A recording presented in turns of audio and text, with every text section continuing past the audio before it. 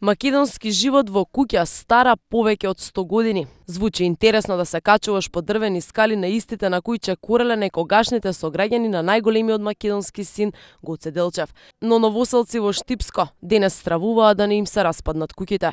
18 куќи стари скоро 150 години. Националното богатство на Македонија е заштитено само на хартија.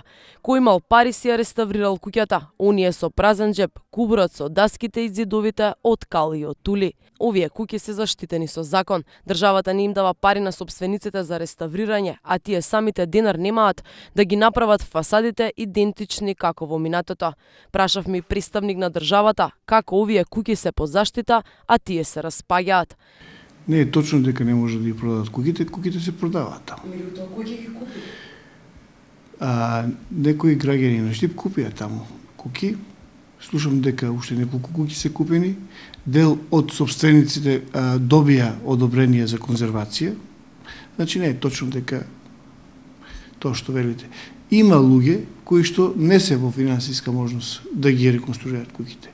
Моje лично мислење е дека државата треба да формира посебен фонд, да дадат посебни бенефиции на луѓето кои имаат вакви објекти кои се под заштита. Значи да физичките лица па и правните лица немаат само обврски и товар на собственоста, туку треба да имаат соодветни бенефиции за да можат нивните куќи да ги реконструираат и конзервираат согласно законот.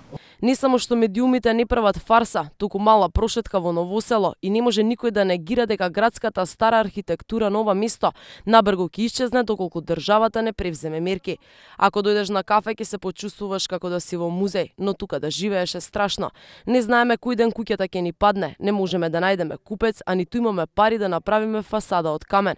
Ова ми го раскажа собственик на куќа кој ниту самиот не знае колку точно се стари зидовите каде што живее. Ако некој го чува националното богатство, тоа сигурно не е Македонија.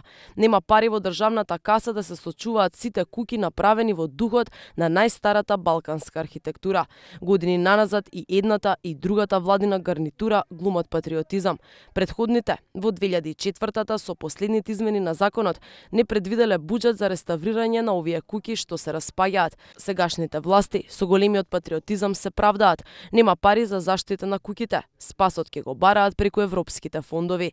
На сопствениците не им останува ништо друго, освен да уживаат во одаите од времето на Гоце Делчев.